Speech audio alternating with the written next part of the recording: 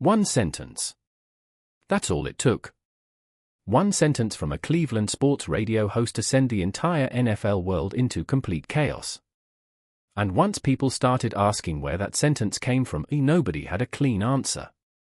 A local media personality made a stunning claim about Shedeur Sanders. No coach, no teammate, no official source confirmed it. The fan base erupted and started demanding receipts, and now the credibility of Cleveland sports media is under serious question.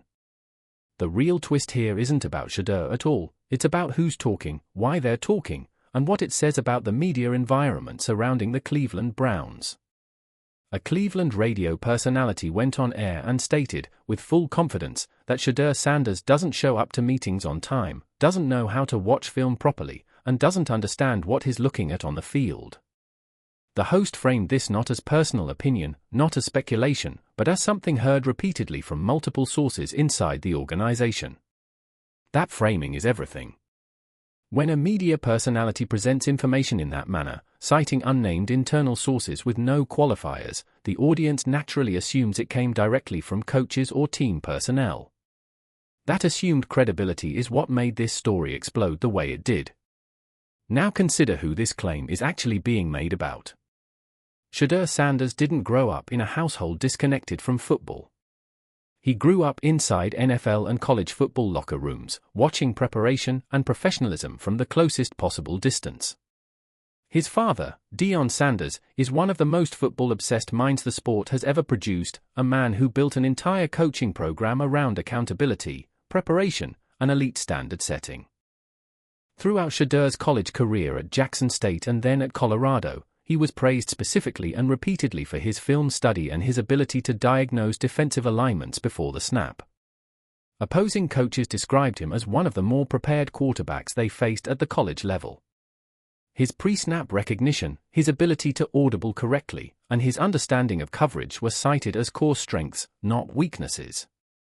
So the question becomes genuinely puzzling: how does someone with that background suddenly forget how preparation works the moment he steps into an NFL facility? The clip hit social media and within hours it was everywhere. Two very distinct camps formed almost immediately, and the divide between them was sharp. One group accepted the claim without hesitation, pointing to the host's apparent confidence and the supposed insider access implied by the framing of the report. If someone on a professional broadcast is citing multiple sources inside the organization, that carries weight with a portion of the audience, particularly those who were already skeptical of Shedeur before he was even drafted. The second group pushed back immediately and pushed back hard, calling the report baseless, irresponsible, and a deliberate attempt to damage the reputation of a young quarterback before he'd taken a single meaningful NFL snap. But here's where the story becomes genuinely interesting, because the second group didn't just argue emotionally. They investigated. Fans went back through press conference footage and public interviews from inside the Browns organization looking for any corroboration. They reviewed coaching comments about Shedeur's preparation and football intelligence. They pulled up college film specifically showing him audibling at the line of scrimmage, identifying coverage pre-snap in real time, adjusting receiver routes based on defensive looks before the ball was even snapped. And what they found was a complete absence of any confirmation from anyone connected to the Browns. Not a single coach at the podium had raised questions about his preparation. Not a veteran teammate had dropped even a subtle hint. Not one credible beat reporter had corroborated the story with independent sourcing. That silence, the silence from every official and unofficial voice connected to the actual organization, became louder than the original claim itself.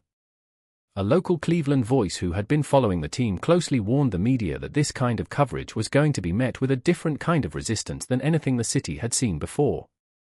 The point being made was clear: the fan loyalty surrounding Shedeur Sanders was unlike the loyalty that came with previous Browns quarterbacks. It was different from Baker Mayfield's era.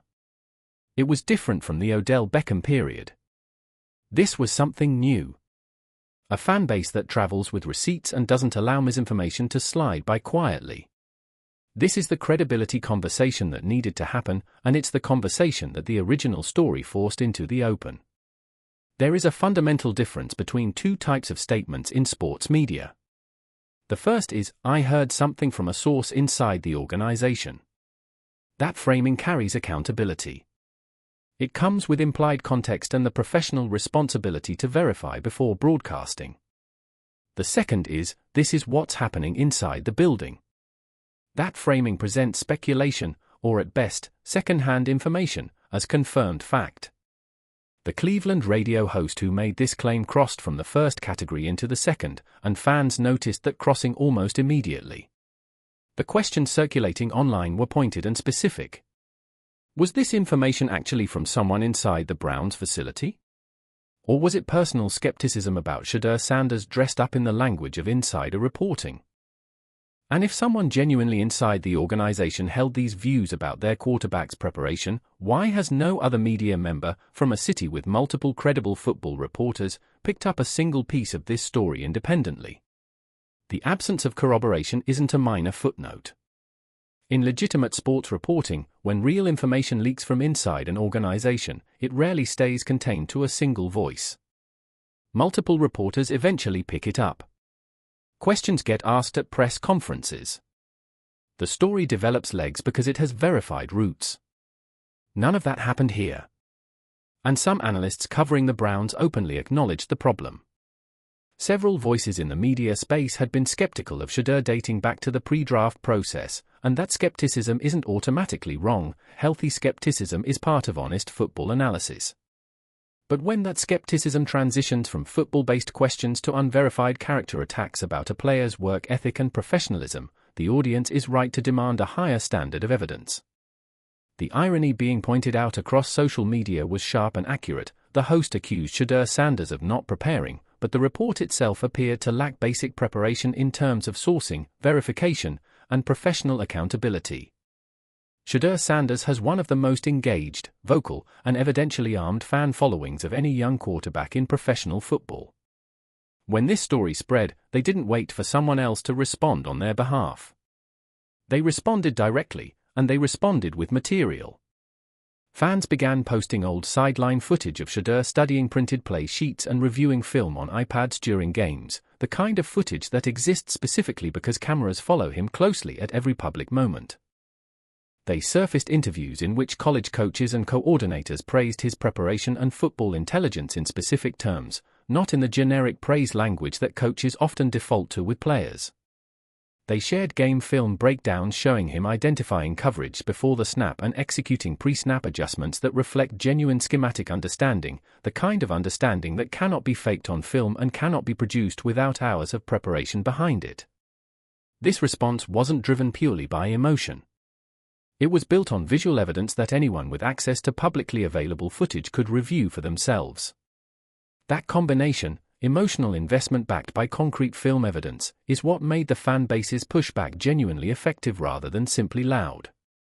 The cultural dimension of this moment matters too. Cleveland has been through decades of quarterback chaos, cycling through names at a pace that became almost a running joke in the broader NFL conversation. Charlie Fry to Derek Anderson, Anderson to Brady Quinn, Quinn to whoever came next, the instability was constant and the emotional toll on the fan base was real. Shedeur Sanders' arrival brought a fundamentally different dynamic. Younger fans, more digitally connected fans, fans who followed his entire college career from Jackson State through Colorado and who treated his development as a multi-year investment rather than just another Browns quarterback experiment. These are not passive supporters waiting to be told how to feel. They are active participants in the media conversation who track information carefully, cross-reference claims, and respond to inaccuracy with documented counter-evidence.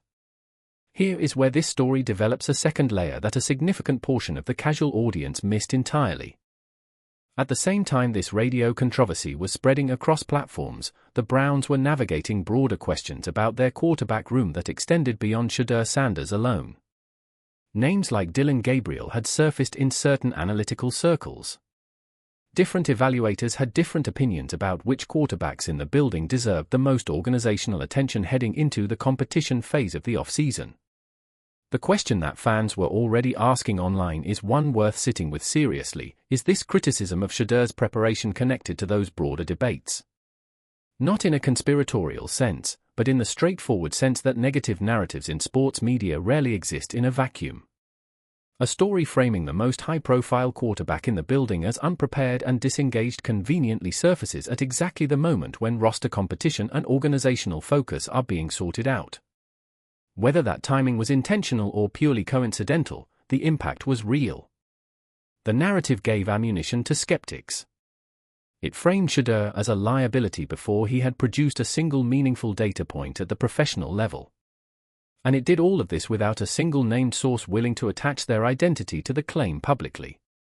What legitimate organizational leaks actually look like in practice is worth describing clearly.